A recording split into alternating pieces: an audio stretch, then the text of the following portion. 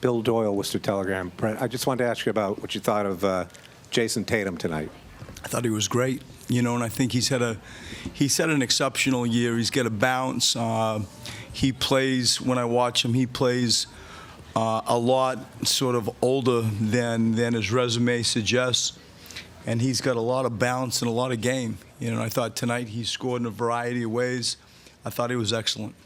Brett, you had JJ cover Tatum for a lot of that game rather than Ben or Rob. What was the thinking behind that, and is that something you're going to adjust in the next game? We'll look at that.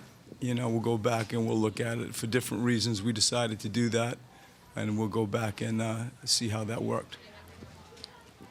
Coach Bob Schron, Citizen, I know you won't make excuses, but how much did the 6 days layoff maybe interrupt your rhythm in terms of getting into your? I mean, I don't know. Like we've won 20 out of 21 games, and the Celtics, we give them credit. I never felt we were in the game. I never really felt it was a game. We had that little tiny run at the end of the third period, and we created a turnover. JJ hit a three. I think it might have cut it to 9, but I give the Celtics credit. I don't know if the time off hurt us. It sure felt like we were playing a good team today. I know you look at Joel's defense first, but what did you make of his performance overall tonight? I thought he was good. You could see when he puts his mind to it, getting those deep catches. I thought he was physical. I thought at times he received balls close to the rim and really sort of made an effort to get as close to the basket as he could, and he scored. I thought that he had a good game given how limited basketball he's been playing. Coach, what did Boston do to make you guys uncomfortable from behind the arc, or was it just kind of an off-shooting night for you guys? No, I think it was a little bit of both. I give the Celtics credit for getting to our shooters. I think that when we all go away, we're going to look at the three-point line from their perspective and look at the three-point line from our perspective. Therein lies a lot of the story. I give the Celtics credit getting to our shooters.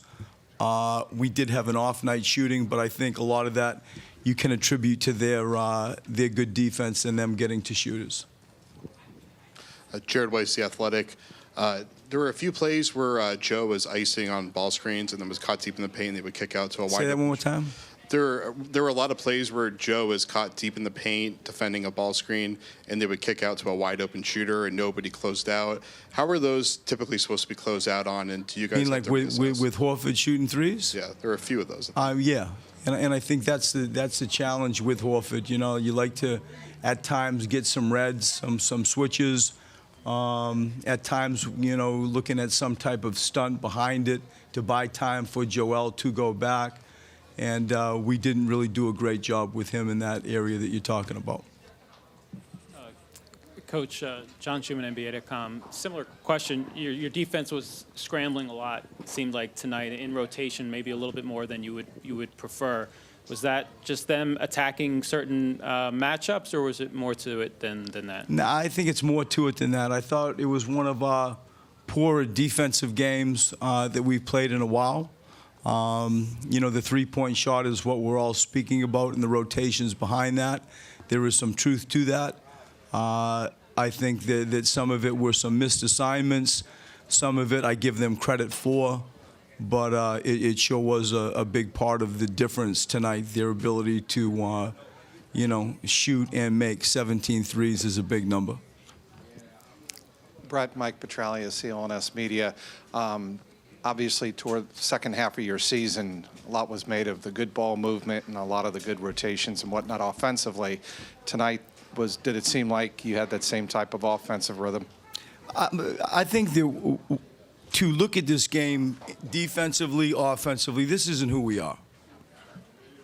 This was a very poor game from us. And I give the Celtics a lot of credit for producing that. This isn't who we are.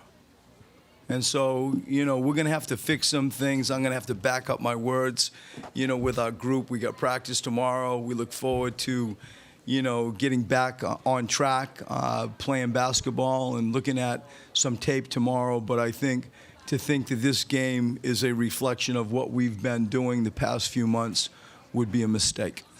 Brett, to your left. Marcus Hayes, Philadelphia.com. What would you say your team might have learned tonight? What do you think? What step do you think it might have been able to take from what just happened?